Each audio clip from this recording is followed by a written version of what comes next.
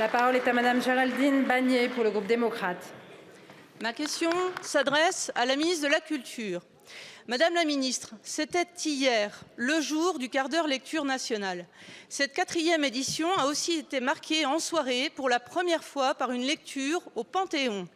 J'invite chacun, ici et partout en France, à multiplier ces bons quarts d'heure, ces minutes de temps suspendues, le nez plongé dans un bouquin, uniquement captivé par l'intrigue désopilante ou haletante, l'atmosphère oppressante ou détendue, habilement tramée, imaginée par son auteur.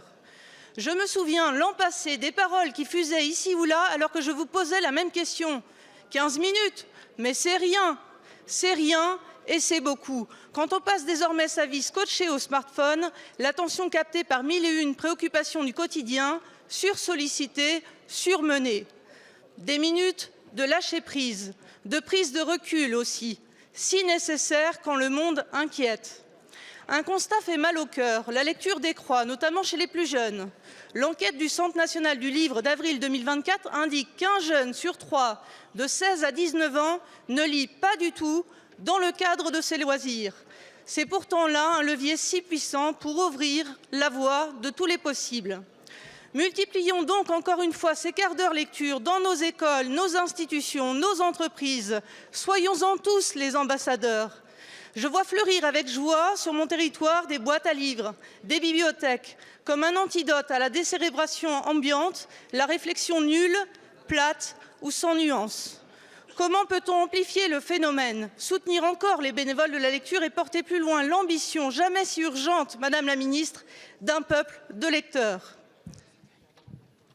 Je vous remercie, Madame la députée. La parole est à Madame Rachida Dati, ministre en charge de la Culture. Merci Madame la Présidente, Madame la députée, merci pour votre question.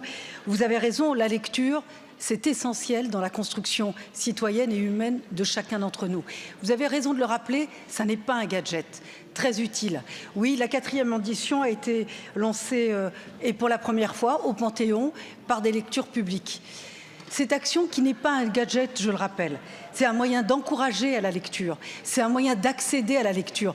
Et je le dis, monsieur le député, oui, y compris pour ceux qui ne savent pas lire, car pour certains, c'est le premier accès à la culture que de pouvoir accéder à cette lecture, même quand on ne sait pas lire.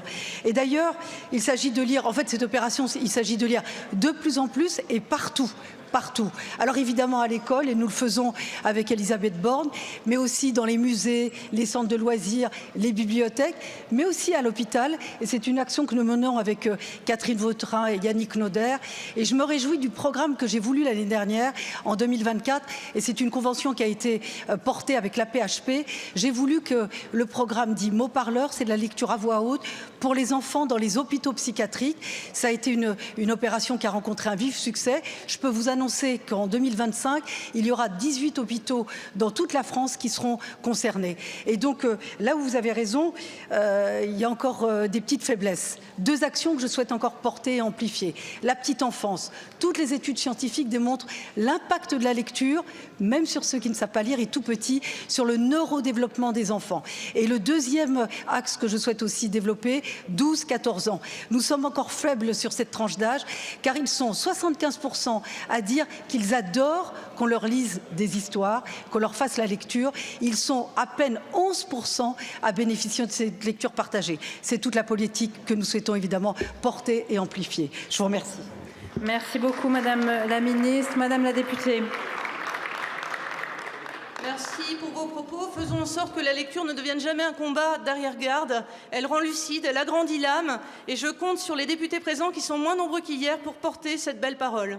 Merci beaucoup, Madame la députée. La parole est à Monsieur Paul